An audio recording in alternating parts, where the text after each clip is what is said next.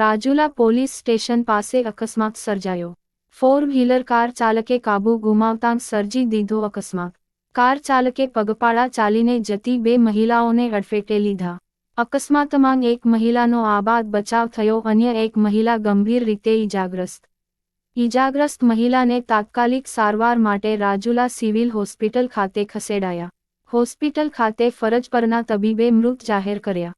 સમગ્ર ઘટના સીસીટીવી કેમેરામાં કેદ થઈ। આ ઘટના પગલે લોકોના ટોળેટોળા એકઠા થયા। અકસ્માતની ઘટના લઈ હૃદયદ્રાવક દ્રશ્યો સર્જાયા। મૃતક મહિલાનું નામ દયાબેન સુરેશભાઈ વરુ હોવાનું જાણવા મળ્યું હતું। Rajula police four wheeler car ચાલકને પકડી પાડવા તજવીજ હાથ ધરી।